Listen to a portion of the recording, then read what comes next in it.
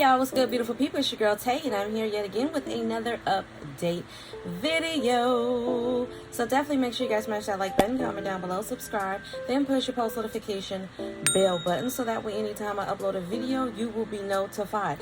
Happy Monday, you guys. It has been a pretty great weekend, I want to say. I really got to spend some time with my daughters. I actually got a chance to go to a spiritual drumming ceremony, which I hadn't been in some years now. So it was really great for me to be able to be around my spiritual community and to just be able to I don't know, just kind of cleanse the energy, be present in the moment. And this is something that me and my children both share. You know, it was in a neutral environment, so I'm really happy about that. But all in all, I don't know, I've still got some things that's going on underneath the surface. I'll talk to you guys about that on the other channel, but I must say that I'm feeling a little bit lighter energy-wise. I'm feeling definitely better. But anyways, moving on to the news. So I'm going to give you guys a little bit of everything. So for today, we have a study that confirms vitamin D supplements could be effective treatment for depression symptoms. Now, if I haven't spoken to you guys about this on this channel, I'm going to start. I think mental health is a really significant factor. Another thing in which I think our government needs to pay attention to, especially since the pandemic, there has been a significantly higher output of violence and aggression, not only from adults but also from children and young adults as well. And I really just think that they need to put a lot more effort into mental health and all of the things that come along with that. Okay, people are suffering for various different reasons, whether they were already in the midst of mental health issues before the pandemic. I will say that the pandemic has definitely made those issues a lot worse. People having social anxiety, people are becoming more paranoid, and just all in all more violent. But anyways, moving on from that, it says vitamin D supplements may help treat symptoms of clinical depression, according to a recent meta-analysis published in the journal Critical Reviews. I'm going to put this here so I'm not holding it in my hand. In Food Science and Nutrition, to better understand the link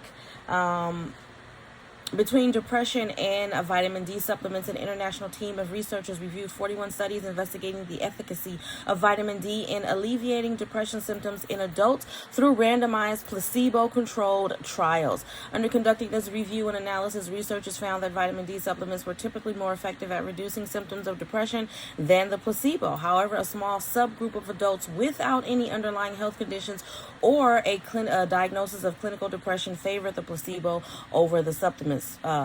Per recent study. Despite this, researchers believe that the meta-analysis is still promising. These findings will encourage new high-level clinical trials in patients with depression in order to shed more light on the possible role of vitamin D supplementation in the treatment of depression, said Thomas Mikola, a PhD candidate at University of Eastern Finland. Okay, so vitamin D could be helping us feel a little bit better. I take vitamin D already as it is. I have bone issues. Let me not claim that. I don't have bone issues. Let's just say there's a need for vitamin D, okay? And so I take it. I don't know if it does anything to increase my mood. I haven't paid attention to it, but on the days that I do take it, I think I will start to kind of monitor and see if there's anything that shifts. And sometimes with these types of situations, you know, the power of suggestion is also very significant. So in knowing that, and I don't suffer from depression, so to speak, well, I can't really say that. I don't really know what it is. I want to say it's more stress related, so I don't know if it's really depression, but I will say that, like I said, the power of suggestion is powerful. And when you already have an idea of something that's going to work or something's going to happen a certain way, you're thinking about it, people start to overanalyze and think about things, and even though they're not seeing any results, especially in a situation like this, that they're not experiencing any results, they'll start to make themselves believe that they are. It's kind of like having a panic attack, okay? So I don't know. I just wanted to shed some light on that and share that with you guys, just in case you guys were looking for another solution, because I don't know about you, but I'm not particularly fond of taking any type of prescription medication for mental health. That's just my personal opinion. I have come across quite a few people in my lifetime, friends, close friends, whatever, and those types of medications, for some of them, it really affects their functionality during the day. So Y'all let me know what you think down below in the comments section. Okay, let's talk about what's going on with this Inflation Reduction Act. It says it's going to be leaving parents out. Now, this came out August the 22nd, which is actually, is that today? Yeah, this is today. Let's see what they're talking about here. Is there any information? Because I don't see anything. Hold on, y'all. All I see is the headline, but I don't actually see the article. So we're going to skip away from that.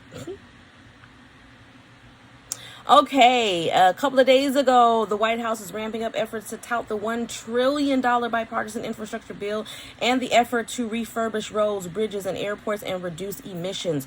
U.S. Transportation Secretary Pete Buttigieg will go on a 4-day, 6-state tour starting Tuesday, visiting Florida, Oklahoma, Minnesota, Ohio, Nevada, and New Hampshire to talk up the infrastructure law. He will also tout grants approved in November of 2021 infrastructure law, including $12 million for the Port of Tampa, $20 million to help complete the Nevada Pacific Parkway connection and expand capacity for dual access to Union Pacific Railroad and Burlington Northern Santa Fe rail lines, and $24.5 million reconstruct roadways and pathways connecting to a major amusement park in Ohio. He says, "We are building a team, we're getting the money out of the door, and we're telling the story," said White House Infrastructure Coordinator Mitch Landrieu in a Reuters interview this past week. "This is an transformational bill," Landrieu said, noting it also funds public lands, clean water, and electric grid projects. The administration has funded more than 5,000 projects to date and released around $113 billion. The administration will award billions of dollars in additional grants through the end of 2022, including for electric vehicle charging stations. Over the next year or so, you will be able to see these things coming out of the ground. Okay, he said U.S. agencies are working closely with states and cities on many funding programs. If states are slow coming in, we got the phone and called them all. We want to tell you again, we're trying to get you this money. How can we help? On Wednesday, the Commerce Department said all 50 states submitted applications for initial planning awards under the $42.45 billion fund to extend broadband internet to unserved areas. Earlier this month, the administration said all states submitted EV infrastructure deployment plans required under the $5 billion EV charging program. "We have gotten 100% participation on these major structural programs so that the next big thing can happen," Landrieu said. So, infrastructure, I don't know how you guys feel about that. I'm kind of in between with it. I really don't know too much about it, okay? I have to be perfectly honest with you guys. There's some things that I follow, there's some things that I don't. I understand the need for making sure that our streets are good, making sure that we have transportation, making sure that broadband internet is definitely significant, but again, and this is just my personal opinion, even though I think that it's great that they're doing everything that they're trying to do to help these states individually and to transform the United States of America, there's just still so many things that I think that they could be focused on and things that they could be helping with, okay? Moving on from that, there was something else. I think it was this one. So, talking a little bit more about forgiving student loan, okay? It says, this article says that it isn't motivated by kindness. It's all about cold, hard politics, which strangely enough, that's what I've been saying to you guys, okay? So I'm glad. I love it when I find an article that actually validates it, okay? This actually came out just a couple of hours ago. It says the 40 million Americans who have student loan debt are collectively pondering what in the world is President Joe Biden going to do. You can be forgiven for not knowing, okay? With a pivotal deadline of August the 31st, it's unknown whether Biden will grant another pause on loan payments or whether he'll follow through on some kind of broad forgiveness or both. My sense is that the administration's management of the issue has been a total mess, says Beth Ackers, a senior fellow of the American Enterprise Institute and an expert on the economics of higher education. It's creating unnecessary confusion and anxiety for borrowers. That's putting it mildly. Since Biden took office, the White House messaging on student debt has been all over the place, leaving borrowers in purgatory as to their financial future. The only conclusion is that the administration is carefully weighing the ramifications of debt leniency and that political winds are driving decisions, not smart policy. Messaging Here's a brief recap of how we got where we are. Biden has extended a pause on the payment of federal student loans along the zero interest 4 times since taking office. Former President Donald Trump previously signed off on 2 continuations during the height of the pandemic. So for more than 2 years, borrowers have been able to save thousands of dollars each month. Yet Biden's messaging on the matter has been misleading at best. Recall that in December, the White House stated firmly that payments would restart. A smooth transition back into repayment is a high priority for the administration. Then Press Secretary Jen Psaki said the Department of Education is already communicating with borrowers to help them to prepare for a return to repayment on February the 1st. Guess what? That didn't happen. The administration continued the pause until May, and then when April came along, it extended it through August. It's pretty much a given Biden will extend the pause one more time to get his fellow Democrats through their midterm elections. No one wants to be the bad guy who makes borrowers restart their payments. I mean, at the end of the day, I wouldn't see it if they were bad guys. If you took out a loan, I know I'm a part of that crew, but if you took out a loan, then the reality is that you're going to have to pay it back at some point or another. I do hope and pray that they do extend it beyond this, at least to the end of the year. I spoke to you guys just recently, I think it was last week, and I don't remember what day it was, about the possibility of them extending the federal public health emergency beyond I think it's September is the last month, so possibly extending it until the end of the year for another 3 months. So then we'll be getting emergency SNAP maximum benefits for October, November, and December, and then hopefully they do the same thing for the student loan. Just extend it to the end of the year. That'll give everybody 3 years now.